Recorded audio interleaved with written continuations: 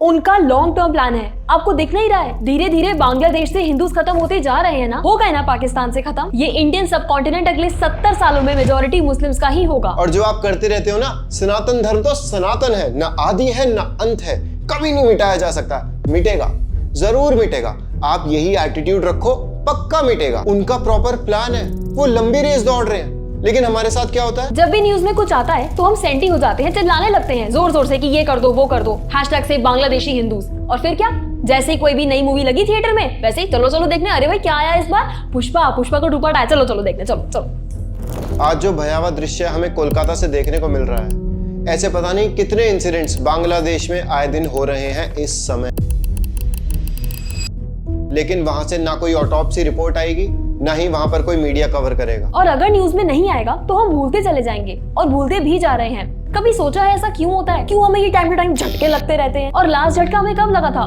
Kerala story, Kashmiri files, whatever. हमारा कुछ plan ही नहीं है, हम कुछ सोचते ही नहीं है लॉन्ग रन का, कोई स्ट्रैटेजी ही नहीं है हमारी। कभी सोचा ऐसा क्यों होता है? क्योंकि हम अपने सनातन धर्म में प्रतिष्ठित नहीं है। वो अपने अल्लाह को जानते हैं, लेकिन हम अपने कृष्णा को नहीं जानते। वो अपने जीसस को जानते हैं, लेकिन हम अपने राम को नहीं जानते। और जो ये सब बोल रहे हैं ना कि जो होता है भगवान की इच्छा से होता है, भगवान ही सब कुछ कर रहे हैं, अब हम क्या ही कर सकते हैं? तो आप एक बात बताओ, हम भी तो भगवान के अंश हैं। भगवान तो पूर्ण रूप से स्वतंत्र हैं, और क्योंकि हम भगवान के अंश हैं तो हमें भी थोड़े ही प्रोपोर्शन में सही स्वतंत्रता मिली हुई है। आपके एक्शंस आपके कंट्रोल में है। हाथ पर हाथ रखकर मत बैठो, वरना जब ये सब आपके घर में घुस जाएंगे ना, तब आप बोलते रहना सब भगवान करा रहे हैं। देखो, भक्त बन जाने का मतलब ये नहीं होता कि आप हाथ पे हाथ रख के बैठ जाओ, ठीक है? हर तरह के लोग चाहिए होते हैं सोसाइटी में, क्षत्रियस भी चाहिए होते हैं। पर सच बात यह है कि आप लोग जो देख रहे हो इस बारे में कुछ नहीं कर सकते हैशटैग से बांग्लादेशी हिंदूज बोलने के अलावा। कम से कम काफी सारे लोग वीडियोस तो बना रहे हैं, कुछ बोल तो रहे हैं, लेकिन उसके अलावा और लोग क्या कर रहे हैं? वीडियो भी नहीं बना पा रहे, और बनाएंगे भी कैसे? वीडियो बनाने के लिए शब्द कहाँ से आएंगे?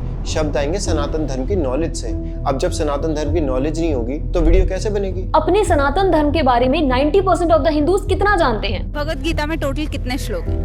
ऑप्शन दे दीजिए तो मैं बता सकती हूँ। लेकिन वहीं दूसरी तरफ उनके बच्चे को कुरान की आयतें पता है, वो लोग नमाज पढ़ते हैं, 5-5 बार दिन में नमाज पढ़ते हैं, इतने डेडिकेटेड है वो अपने धर्म के प्रति। लेकिन यहाँ पर आप बताओ, कितने लोग हैं, कितने हिंदू हैं जो दिन में 3 बार गायत्री करते हैं? और गायत्री तो छोड़ो, उपनयन संस्कार ही नहीं होता। उपनयन संस्कार भी दूर की बात हो, उन्हें ये नहीं पता उपनयन संस्कार होता क्या है। तो आप सोचो, आपको दूसरी तरफ सच में उनका लॉन्ग टर्म प्लान नहीं दिख रहा। अब बहुत से लोग सोचेंगे, अरे हमें उनके लॉन्ग टर्म प्लान से क्या मतलब? अरे भाई, उनसे कुछ सीखो। वो लोग अपने धर्म में कितना प्रतिष्ठित हैं, और यहाँ पर हम क्या कर रहे हैं? हम अपना धर्म छोड़ते जा रहे हैं। अब वो लोग अपने धर्म में अगर इतना डीप डाइव करते चले जाएंगे, इतने स्ट्रांग होते चले जाएंगे अपनी फेथ के प्रति, और हम यहाँ पर अपनी फेथ छोड़ते जा रहे हैं, तो क्या होगा? एक समय पर सिर्फ उनका धर्म हर जगह फैला हुआ होगा, और हम तो एकदम एक्सटिंक्ट हो जाएंगे। फिर हम कहते हैं कि अरे भगवान ऐसा क्यों कर रहे हैं, भगवान वैसा क्यों कर रहे हैं? भगवान कुछ नहीं कर रहे, ये सब हमारे कर्मों का ही नतीजा है। हम लोग रिएक्टिव हैं, हम लोग प्रोएक्टिव नहीं हैं। अगर हम पहले जाग गए होते तो आज ऐसा ना होता, और अगर हम आज जाग जाएंगे तो फ्यूचर में ऐसा नहीं होगा। आज जो बांग्लादेशी हिंदुओं के साथ हो रहा है, उसका कारण वो नहीं, हम हैं। हमारा यूनाइटेड ना होना है, हमारा सनातन धर्म की तरफ आते हुए डेंजर को डिटेक्ट ना कर पाना है। और जाग जाने का मतलब ये नहीं है कि कराटे सीख लो, सेल्फ डिफेंस सीख लो। जब दंगे हो रहे होते हैं ना, तो किसी के हाथ में बंदूक होती है, किसी के हाथ में तलवार होती है, कोई पत्थर फेंक रहा होता है, तब ये किक बॉक्सिंग और मार्शल आर्ट्स काम नहीं आते हैं। 4-4, 10-10 लोग चढ़ जाते हैं आपके ऊपर, कितने कराटे कर लोगे? ये सब एक पर्टिकुलर एनवायरनमेंट में अच्छा लगता है, जहाँ पर एक ऑडियंस होती है, जहाँ पर एक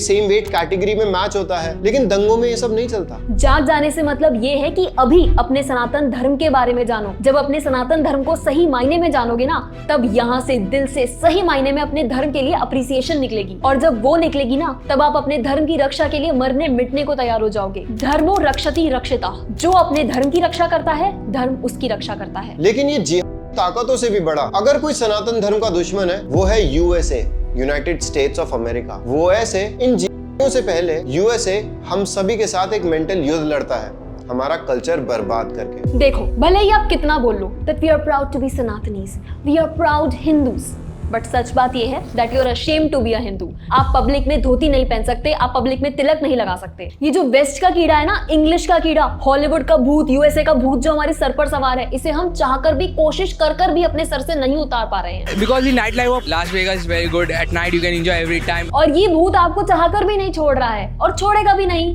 क्यों? क्योंकि जब तक आप सनातन तत्व को नहीं समझोगे, जब तक आप अपने शास्त्रों को नहीं उठाओगे, उन्हें रियलाइज नहीं करोगे, तब तक आपको सनातन होने पर गर्व होगा ही नहीं। क्यों? क्योंकि आपको कभी रियलाइज ही नहीं होगा कि आपके सनातन धर्म में क्या आध्यात्मिक खजाना छुपा है। अरे खुली हो, अनहेल्दी फूड हो, सब कुछ वहीं से आ रहा है।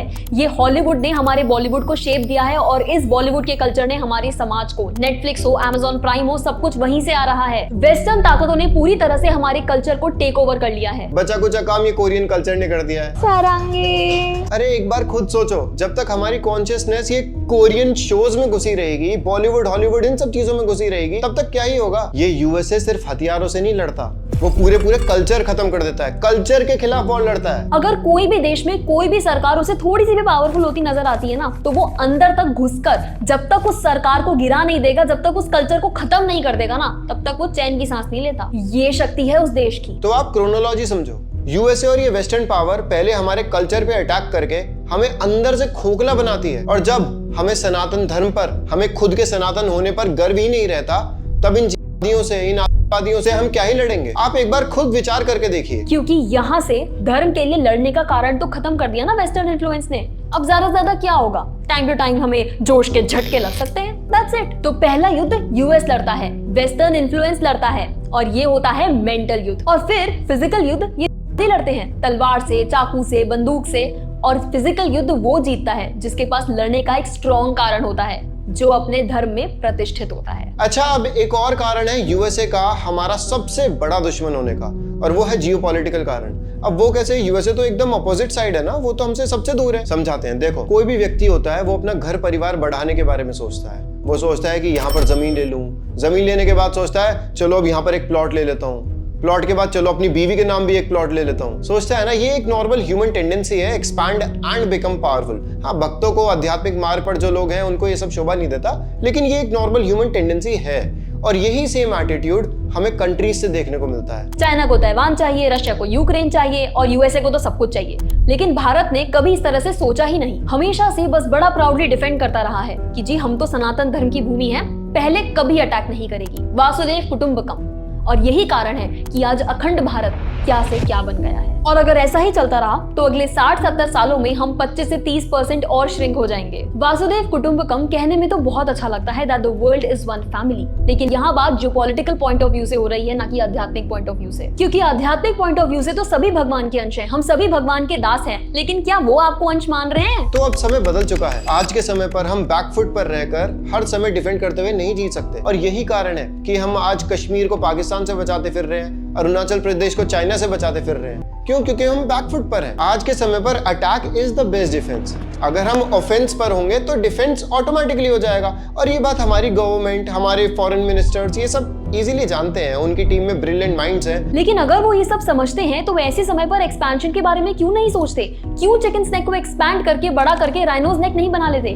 क्यों पीओके से पाकिस्तान को नहीं उड़ा देते? क्योंकि इस सब का कारण है सुपर पावर यूएसए। जैसे ही भारत कोई भी एग्रेसिव स्टेप लेगा, वैसे ही यूएसए इतनी क्षमता रखता है कि वो भारत पर इकोनॉमिक सैंक्शंस लगा देगा, और फिर हमारा भी वही हाल होगा जो क्यूबा, ईरान, वेनेजुएला जैसे देशों का हुआ। पूरी इकोनॉमी बर्बाद। आप लोग खुद जानते हैं, कुछ टाइम पहले जब रशिया ने क्रीमिया को कब्जाया था तो उस पर कितने इकोनॉमिक सैंक्शंस लगा दिए गए थे। पूरी की पूरी इकोनॉमी बर्बाद हो गई थी। तो जो लोग कह रहे हैं ना बांग्लादेश पर आक्रमण कर दो, पूरा उसे भारत में मिला लो, अरे भाई कोई मजाक थोड़ी है। इकोनॉमिकली बर्बाद हो जाएंगे हम। देखो, ये एक कड़वा सच है कि हम आज के समय पर इतने पावरफुल नहीं है कि एक सुपर पावर देश की तरह डिसीजंस ले पाए। तो ऐसे में हम पर अत्याचार होते रहेंगे और हम बहुत ज्यादा एग्रेसिवली रिटेलिएट नहीं कर पाएंगे। बस हैशटैग्स वगैरह चलाते रहेंगे और थोड़े बहुत जो बीच बीच में ये झटके लगते हैं ये लगते रहेंगे। लेकिन यूएसए को हमसे क्या प्रॉब्लम है? प्रॉब्लम ये है कि अगर भारत इसी करंट ग्रोथ रेट के साथ आगे बढ़ता रहा तो वो 25-30 सालों में चाइना जितना बड़ा सुपर पावर बन जाएगा। Indian economy to be at anywhere between 35 and 45 trillion by 2047. और ये यूएसए अपने अलावा किसी और देश को इतना पावरफुल होते हुए नहीं देख सकता। It's as simple as this. और यही कारण है कि उसे बांग्लादेश में मिलिट्री बेसिस चाहिए, एक अलग से क्रिश्चियन नेशन चाहिए। पूरे भारत को घेर लो। पाकिस्तान की गवर्नमेंट तो है यूएसए की कठपुतली, अब एक और कठपुतली हमारे साइड में हो गई है, वो है बांग्लादेश। तो हम यूएसए की कठपुतलियों से घिरे हुए हैं। कठपुतली मतलब प्रॉक्सीज। तो हमारे पास इस पूरी समस्या के बस 2 सॉल्यूशंस हैं और इसके अलावा कोई ऑप्शन भी नहीं है। पहला सॉल्यूशन ये है कि हमें अपने देश को इकोनॉमिकली इतना स्ट्रांग बनाना होगा कि दूसरे देशों की इकोनॉमी हमारे देश की इकोनॉमी पर डिपेंडेंट हो जाए। फॉर एग्जाम्पल चाइना, आज चाइना की इकोनॉमी इतनी स्ट्रांग है कि दूसरे देशों की इकोनॉमी इतना ज्यादा डिपेंडेंट है उसके ऊपर कि कोई भी उसके ऊपर हमला करने से पहले 10 बार सोचेगा। और दूसरा ये कि हम सबको सनातन शिक्षा लेनी होगी। जब हम सनातन शिक्षा लेंगे तो हम अंदर से बचे रहेंगे, इंटरनली स्ट्रांग रहेंगे, और जो हम सबकी कलेक्टिव सोच है वो पूरे देश को भी इफेक्ट करेगी। एक ऐसे ही कोर्स का लिंक हमने डिस्क्रिप्शन बॉक्स में डाल दिया है, जाकर रजिस्टर करें और सनातनी शिक्षा लें। हरे कृष्णा।